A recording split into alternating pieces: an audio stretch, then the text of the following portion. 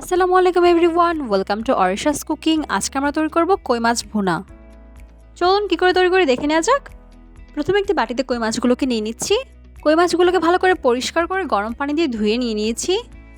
এবার এর মধ্যে দিয়ে দিচ্ছি স্বাদমতো লবণ, দিয়ে দিচ্ছি হলুদের গুঁড়া আধা চা চামচ পরিমাণ, দিয়ে দিচ্ছি মরিচের গুঁড়া আধা চামচ পরিমাণ, দিয়ে দিচ্ছি 1 চা চামচ পরিমাণ সয়াবিন তেল।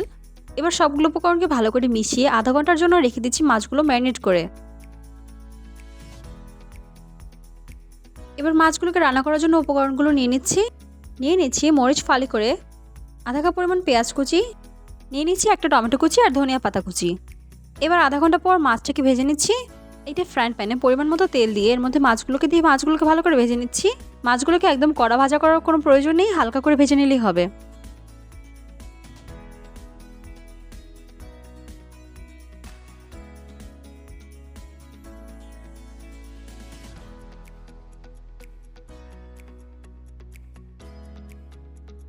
মাছগুলোকে উল্টে পাল্টে দুই পাশ থেকে ব্রাউন করে ভেজে নিচ্ছি। এবার মাছগুলোকে তুলে নিচ্ছি।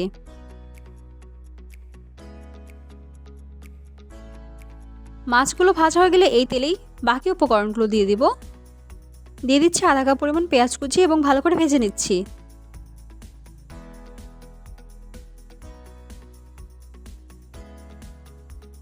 দিয়ে দিচ্ছি 2 চা চামচ পরিমাণ আদা রসুন বাটা,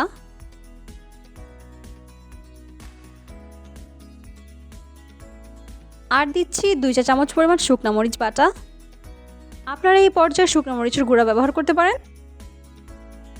সবগুলো উপকরণ ভালো করে মিশিয়ে এর মধ্যে দিয়ে দিচ্ছি সামান্য 2 টেবিল চামচ পরিমাণ পানি এবং দিয়ে দিচ্ছি আধা চামচ পরিমাণ হলুদ গুঁড়া এবং স্বাদমতো লবণ। এবার মশলাটিকে ভালো করে কষিয়ে নিব।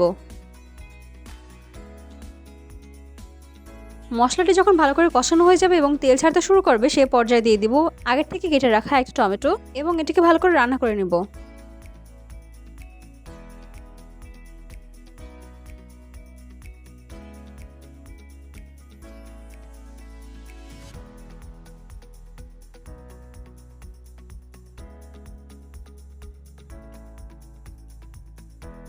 যখন মশলাটি থেকে ভালো করে তেল ছেড়ে দেবে আবার দিয়ে দিব 1 কাপ পরিমাণ পানি এবং মশলাটাকে আবার ভালো করে কষিয়ে নিব।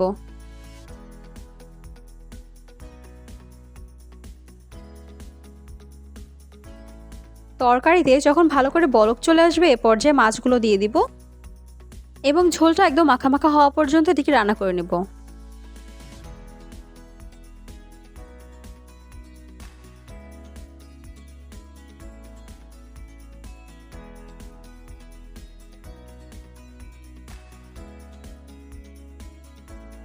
তরকারিটাকে ভালো করে ঢেকে দিচ্ছি যাতে মাছটা সেদ্ধ হয়ে যায়। 5 মিনিট পর ঢাকনা তুলে এর মধ্যে দিয়ে দিচ্ছি আধা চামচ পরিমাণ জিরার গুঁড়া। এখানে ভাজা জিরার গুঁড়া ব্যবহার করেছি এবং ভালো করে মিশিয়ে নিচ্ছি।